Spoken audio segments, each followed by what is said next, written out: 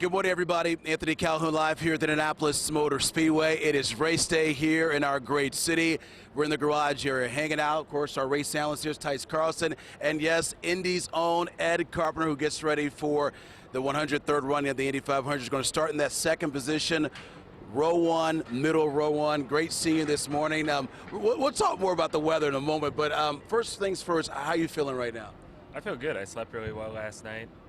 Probably not quite awake yet, to be honest. I haven't had my first cup of coffee, so but happy to be with you guys this morning. It was great to wake up and see dry pavement outside the motorhome, and looking forward to a great day.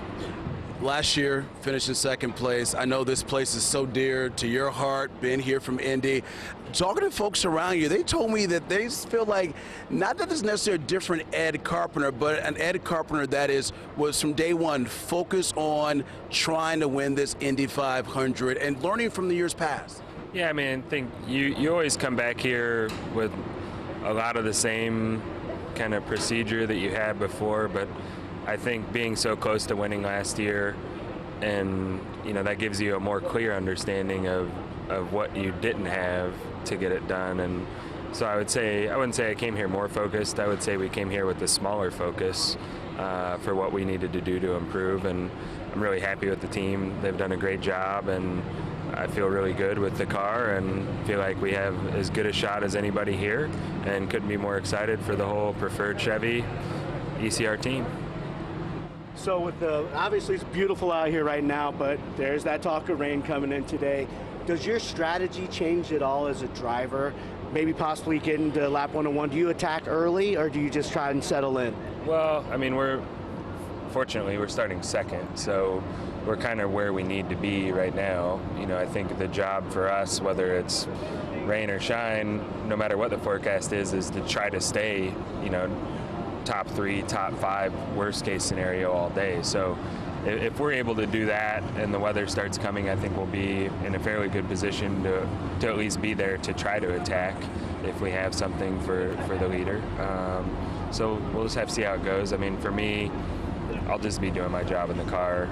It's the team on the timing stand. They're going to have far more information on what the weather is actually looking like. So I'll take their lead and do what I can. I know Tice picked you to win this race here today. He's been talking about you the entire month of May. Now, besides him, you got tons of folks out here that are supporting you. Do you feel that? What's that like being here at a place where the fans are really behind you, being a local guy? You feel it. I mean, it's like yesterday in the parade. It's amazing the support that we get, and it's fun for the kids too, because now that our kids are 11, almost 10, and 6, so they're all in school, so we're seeing all their school friends and parents, and it's just fun to share in what we do with the community and bring more race fans to the sport, and hopefully we'll deliver for them. Last question for you. Just throughout the entire month, we've seen a very competitive just weekend, day in and day out, and we saw just last week for us qualified, everyone's so close. Do you feel like this may be one of the most competitive fields we've seen in some time? I think so. I mean, I think the numbers prove that. The quality of teams here right now, quality of drivers is just, it's as high as it's ever been, really, in my era and maybe any. I think the talent here and the former champions, you got Elio going for 4 and so many of us going for 1, and it's going to be a great day. All right, Ed, all the best to you. Good luck to you. One of the good guys here with IndyCar, of course, getting ready for the Indy 500. All right, thank you. Appreciate it, Ed. Tice, before we send it over to Scott here, I mean, you've been a former driver. I know for you personally, I mean, what is it like for these drivers right now as they know that, one, their main focus is to be ready to go those 200 laps, those 500 miles, but dealing with this weather, how do you keep things under control before race time? You know what? Really, you just try and stay as calm as possible. You go into your garage. You try and hide. You may come out and sign some autographs or things like that. You talk to your crew. You talk to your engineers. You just try and settle down as much as you possibly can. Get enough food. Get enough hydration, and then you just go out and you have to perform.